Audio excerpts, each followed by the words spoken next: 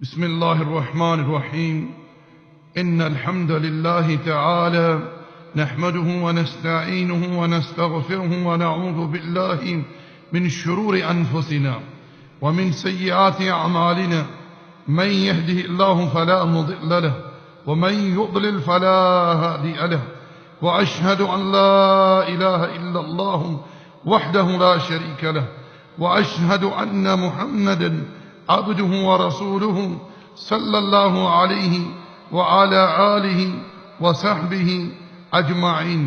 اما بعد، برادران اسلام، آج کی اس نشست میں ہمارے درس کا عنوان ہے سنہرے ایام. اللہ تعالیٰ سے دعا ہے کہ رب ذوالجلال مجھے حق گوئی کی توفیق عطا فرمائے اور ہم سب کو حق پر ایمان و عمل کی توفیق عطا فرمائے. دوستو، دراصل یہ رب ذوالجلال کا فضل و احسان ہے، اس کا لطف و کرم ہے کہ اس رب ذوالجلال نے اپنے بندوں کو خیر کے لیے ایسے مواسم عطا کیے ہیں جن میں بندے نیک اعمال کر کے اس کا تقرب حاصل کر سکتے ہیں. اسی تعلق سے دوستو، ذی الحجہ کی یہ 10 دن ہیں. اللہ تعالی نے قرآن مجید میں ان ایام کی فضیلت کو اس طرح بیان فرمایا ہے. قولہ تعالی والفجر، اور ہمیں فجر کی قسم، ولیال عشر، اور 10 راتوں کی. جناب عبداللہ ابن عباس اور عبداللہ ابن زبیر رضی اللہ تعالی عنہما فرماتی ہیں، یہاں اس آیت کریمہ میں 10 راتوں سے مراد ذی الحجہ کی یہ 10 ایام ہیں جن کی اللہ تعالی نے قسم اٹھائی ہے تقدس و تعالی نے. اور جابر ابن عبداللہ رضی اللہ تعالی عنہما سے مروی ہے کہ رسول اللہ صلی اللہ علیہ وسلم نے ارشاد فرمایا، افضل ایام الدنیا ایام العشر، دنیا کے سب سے افضل دن عشرہ ذی الحجہ ہیں. اسی طرح جناب عبداللہ ابن عباس رضی اللہ تعالی عنہما سے مروی ہے کہ نبی علیہ السلام نے ارشاد فرمایا، ما من ایام العمل الصالح فیہا احب الی اللہ من هذه الایام، یعنی العشر. قالوا یا رسول اللہ ولا الجہاد فی سبیل اللہ؟ قال ولا الجہاد فی سبیل اللہ الا رجل خرج بنفسه وماله فلم يرجع من ذلك بشیء. ارشاد فرمایا، کوئی دن ایسا نہیں جس کا نیک عمل اللہ تعالیٰ کو ان 10 دنوں کے عمل سے زیادہ محبوب اور پسند ہو. صحابہ کرام نے عرض کیا، یا رسول اللہ صلی اللہ علیہ وسلم، اللہ تعالیٰ کی راہ میں جہاد بھی نہیں؟ آپ نے ارشاد فرمایا، اللہ کی راہ میں جہاد بھی نہیں سوائے اس شخص کی جو اپنی جان و مال لے کر اللہ تعالیٰ کے راستے میں نکلے اور پھر ان میں سے کوئی چیز واپس نہ لائے، یعنی جام شہادت نوش کر لے. حافظ ابن رجب رحمۃ اللہ علیہ فرماتی ہیں، یہ حدیث اس بات پر دلالت کرتی ہے کہ اللہ تعالیٰ کو ان دنوں کا عمل دنیا کے تمام دنوں کے عمل سے بغیر کسی استثناء کے زیادہ محبوب اور پسند ہے. اور جب ان دنوں کا عمل اللہ کو پسند ہے تو اس کے نزدیک افضل بھی ہوگا. اسی لیے صحابہ کرام نے نبی علیہ السلام سے دریافت کیا، یا رسول اللہ صلی اللہ علیہ وسلم، اللہ کے راستے میں جہاد والا عمل بھی ان دنوں کے عمل کی برابری نہیں کر سکتا؟ تو آپ علیہ السلام نے ارشاد فرمایا، جہاد بھی نہیں، مگر آپ نے جہاد کی اس قسم کو استثناء فرما دیا جو افضل جہاد کہلاتا ہے. اور حافظ ابن حجر عسقلانی رحمہ اللہ تعالی فتح الباری میں فرماتی ہیں، ذی الحجہ کے 10 دنوں کے ممتاز اور نمایاں ہونے کا سبب بظاہر یہ بھی ہے کہ ان میں بنیادی اور اہم عبادتیں سر انجام دی جاتی ہیں، مثلا نماز، روزہ، اللہ تعالیٰ کا ذکر، قربانی اور اللہ کے گھر کا حج وغیرہ. برادران اسلام، جو اہم اعمال ان 10 دنوں کی نمایاں خصوصیت ہیں وہ ہیں اللہ تعالیٰ کے ذکر کی کثرت، اللہ کے گھر کا حج کرنا، اسی طرح روزہ اور قربانی. ذکر کے متعلق اللہ تعالیٰ نے ارشاد فرمایا وَيَذْكُرُ اسْمَ اللَّهِ فِي أَيَّامٍ مَعْلُومَاتٍ، اور ان مقررہ دنوں میں اللہ تعالیٰ کا نام یاد کریں. وَقَوْلُهُ تَعَالَى وَاذْكُرُوا اللَّهَ فِي أَيَّامٍ مَعْدُودَاتٍ، اور اللہ تعالیٰ کی یاد ان گنتی کے چند دنوں یعنی ایام تشریق میں کرو. جناب عبداللہ ابن عباس رضی اللہ تعالی عنہما فرماتی ہیں فَيَذْكُرُ اسْمَ اللَّهِ فِي أَيَّامٍ مَعْلُومَاتٍ سے مراد ذی الحجہ کے 10 دن ہیں، اور الایام المعدودات سے مراد ایام تشریق ہیں. اسی طرح عبداللہ ابن عباس رضی اللہ تعالی عنہما ہی سے مروی ہے کہ نبی علیہ السلام نے ارشاد فرمایا ما من ایام اعظم عند اللہ تعالی ولا احب الیہ العمل فیہن من ایام العشر فاکثر فیہن التسبیح والتکبیر والتحلیل. ارشاد فرمایا ذی الحجہ کے 10 دنوں سے زیادہ افضل نہ کوئی دن ہے اور نہ ان کے علاوہ کسی دن کا عمل اللہ تعالیٰ کو زیادہ پسند ہے. لہذا ان دنوں میں کثرت سے تسبیح، تکبیرات اور تحلیل پکارا کرو. مثلا سبحان اللہ وبحمدہ سبحان اللہ العظیم، اسی طرح سبحان اللہ والحمد للہ ولا الہ الا اللہ واللہ اکبر، اسی طرح لا الہ الا اللہ وحدہ لا شریک لہ لہ الملک ولہ الحمد وہو علی کل شیء قدیر. اسی طرح اللہ اکبر اللہ اکبر اللہ اکبر لا الہ الا اللہ اللہ اکبر وللہ الحمد. امام بخاری رحمہ اللہ تعالی فرماتے ہیں عبداللہ ابن عمر اور ابو ہریرہ رضی اللہ تعالی عنہما ان 10 دنوں میں بازار میں جا کر تکبیرات کہا کرتے تھے، اور لوگ بھی ان کی تکبیرات کو سن کر تکبیریں کہنا شروع کر دیتے. دوستو ان دنوں میں تمام اوقات میں ذکر و تکبیرات کہنا عام ہے، اس کی کوئی قید اور شرط نہیں ہے. ہاں عرفہ کے دن کی نماز فجر سے لے کر ایام تشریق کی آخری دن کی نماز عصر تک فرض نمازوں کے بعد اس تکبیر کا اضافہ کیا جائے گا. مثلا اللہ اکبر اللہ اکبر اللہ اکبر لا الہ الا اللہ اللہ اکبر وللہ الحمد. تو میرے بھائیو ان ایام کو غنیمت جاننی، کثرت سے تکبیرات پکاریں. آپ چل رہے ہیں، بیٹھے ہوئے ہیں، لیٹے ہوئے ہیں، مجمع میں ہیں، تنہا ہیں، تکبیرات پکاریں. جیسا کہ امام بخاری رحمہ اللہ تعالی نے ہمارے سامنے ابن عمر اور ابو ہریرہ رضی اللہ تعالی عنہما کے تعلق سے بیان کیا ہے کہ وہ لوگ بازاروں کی طرف نکل جاتے اور بلند آواز سے تکبیرات پکارتے، اور ان کی تکبیرات کو سن کر لوگ بھی تکبیریں کہنا شروع کر دیتے، اور کثرت سے اللہ تعالیٰ کا ذکر کریں. نبی علیہ السلام نے ارشاد فرمایا آدمی کا کوئی عمل اللہ تعالیٰ کے ذکر سے زیادہ اس کے عذاب سے نجات دلانے والا نہیں ہے. اس حدیث کو امام احمد نے مسند احمد میں ذکر کیا ہے. اور ایک حدیث میں ہے نبی علیہ السلام کے پاس ایک دیہاتی آیا اور عرض کیا یا رسول اللہ صلی اللہ علیہ وسلم کون سے عمل افضل ہے؟ تو آپ علیہ السلام نے ارشاد فرمایا تمہارا دنیا سے اس حال میں جدا ہونا کہ تمہاری زبان اللہ تعالیٰ کے ذکر سے تر ہو. میرے بھائیو اس سے بڑھ کر خوش نصیبی سعادت کی بات کیا ہو سکتی ہے کہ اللہ تعالیٰ ارشاد فرماتا ہے فَاذْكُرُونِي أَذْكُرُكُمْ، تم مجھے یاد کرو میں تمہیں یاد کروں گا. جو زمین پر اللہ تعالیٰ کا ذکر کرتا ہے رب ذو الجلال عرش عظیم پر اس کا ذکر فرماتا ہے تقدس و تعالی، کیونکہ یہ اس کا وعدہ ہے فَاذْكُرُونِي أَذْكُرُكُمْ، تم مجھے یاد کرو میں تمہیں یاد کروں گا. برادران اسلام، جو اعمال ذی الحجہ کی ان 10 دنوں میں کیے جاتے ہیں ان میں سے اللہ تبارک و تعالی کے گھر کا حج بھی ہے. حج اسلام کے ارکان میں سے اہم ترین 5واں رکن ہے جو ہر صاحب استطاعت پر زندگی میں ایک بار فرض ہے. اللہ تعالی نے قرآن مجید میں ارشاد فرمایا وَلِلَّهِ عَلَى النَّاسِ حِجُّ الْبَيْتِ مَنِ اسْتَطَاعَ إِلَيْهِ سَبِيلًا وَمَنْ كَفَرَ فَإِنَّ اللَّهَ غَنِيٌّ عَنِ الْعَالَمِينَ۔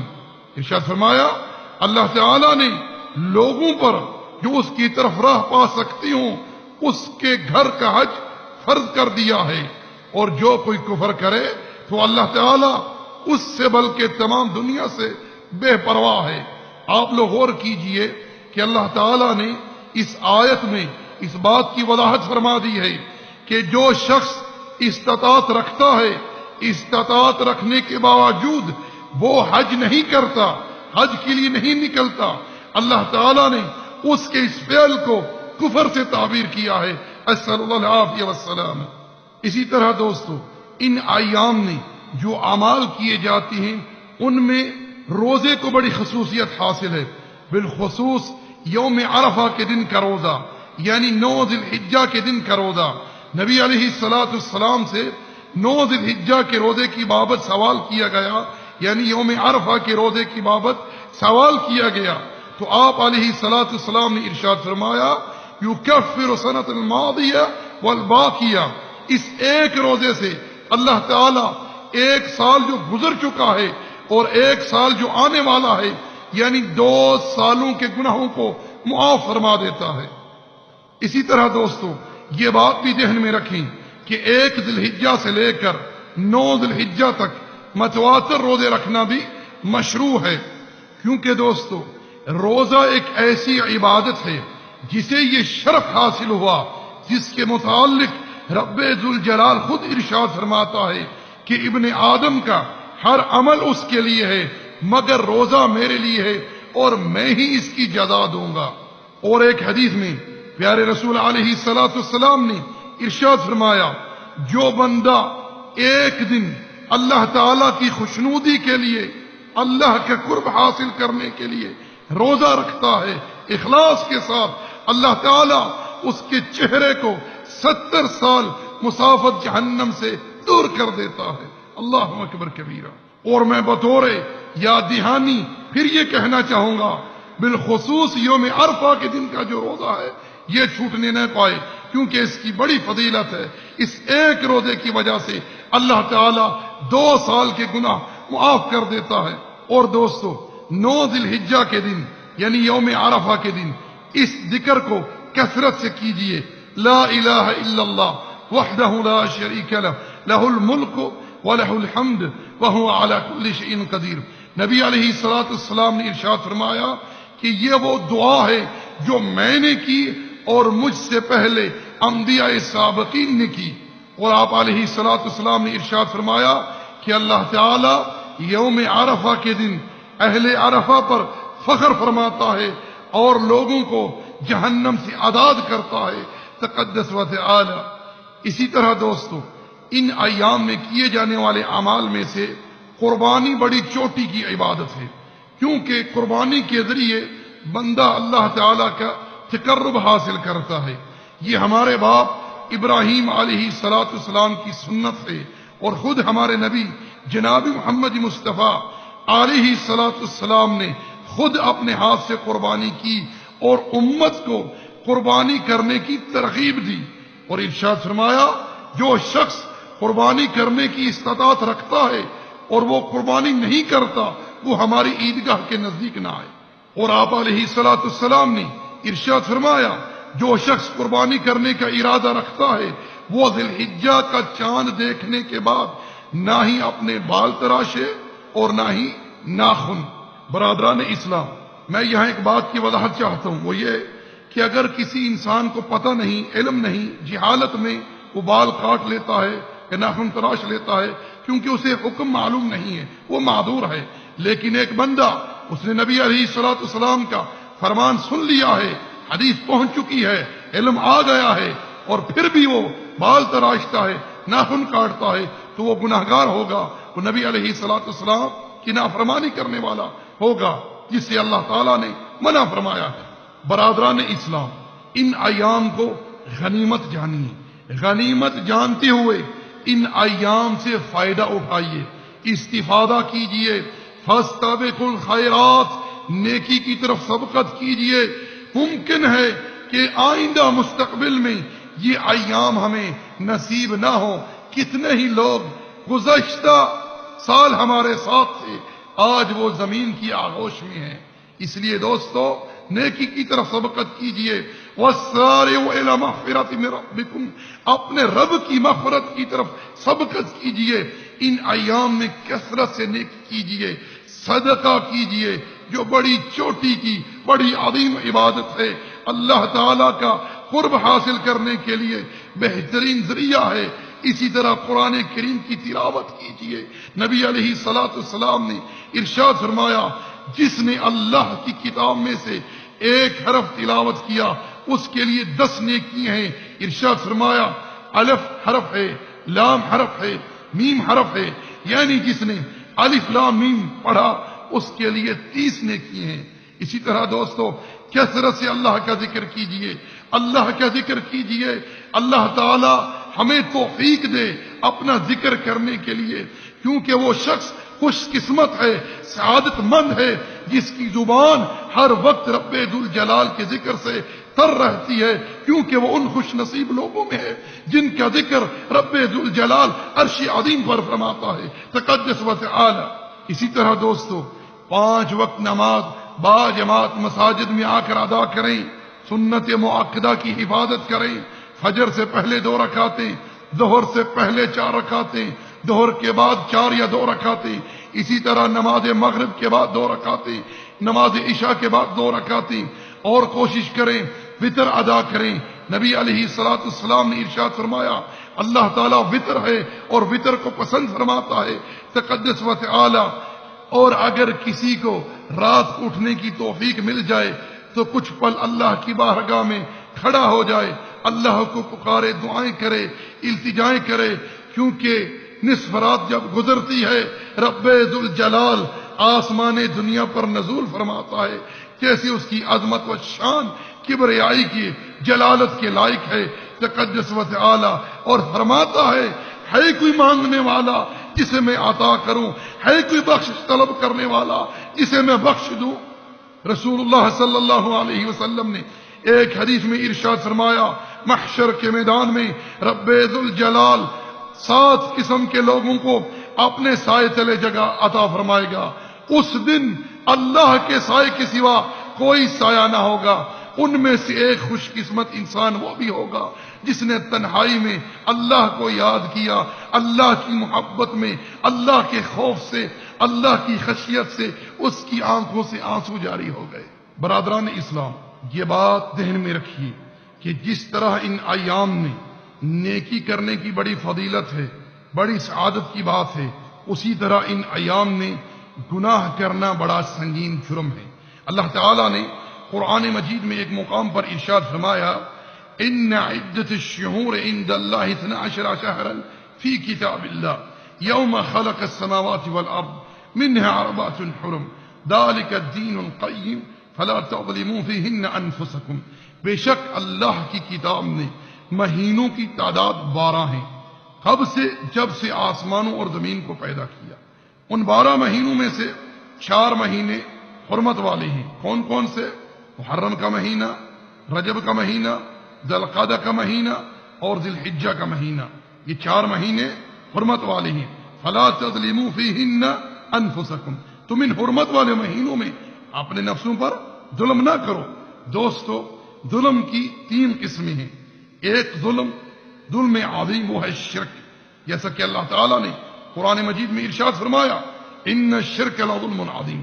بے شک یہ شرک بہت بڑا ظلم ہے کہ انسان اللہ تعالیٰ کی اطاعت میں، اس کی صفات میں، اس کے افعال میں، اس کی عبادات میں کسی جن کو، کسی فرشتے کو، کسی رسول کو، نبی کو، کسی شہید کو، کسی کو شریک کرے تو گویا اس نے ظلم عظیم کا ارتکاب کیا.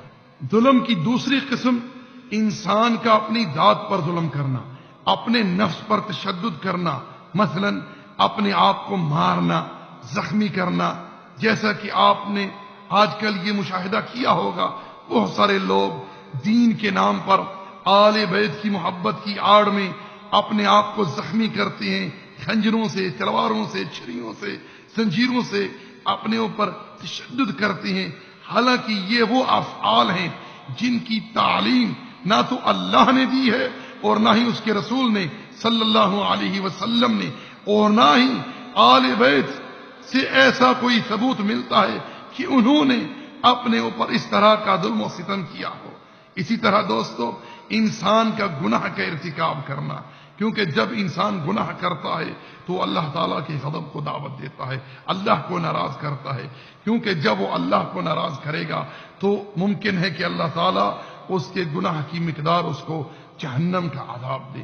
تو یہ انسان نے خود گناہ کر کے اپنے اوپر ظلم کیا، کیونکہ رب ذوالجلال کمال عدل کی صفت سے متصف ہے، وہ کسی پر ظلم نہیں کرتا تقدس و تعالی، بلکہ بندے انسان خود اپنے اوپر ظلم کرتے ہیں۔ اسی طرح ظلم کی تیسری قسم کسی دوسرے پر ظلم کرنا، کسی کا مال ہتھیا لینا، کسی کو قتل کر دینا یا کسی کو مارنا، چاہے وہ کوئی ہو۔ اللہ تعالیٰ نے ہر چیز کے لیے احسان لکھ دیا ہے۔ نبی علیہ السلام نے معاذ ابن جبل رضی اللہ تعالی عنہ کو جب یمن کی طرف روانہ کیا، آخری بات یہ فرمائی، معاذ اتق دعوت المظلوم، اے معاذ مظلوم کی بد دعا سے بچنا، کیونکہ مظلوم اور اللہ کے درمیان کوئی حجاب نہیں۔ آج اسی پر اکتفا کرتے ہیں۔ اللہ تعالیٰ سے دعا ہے جو بات حق کہی، حق سنی، اس پر ایمان و عمل کی توفیق عطا فرمائے۔ وما علینا الا البلاغ، وصلی اللہ علی نبینا محمد وعلى آلہ وصحبہ اجمعین۔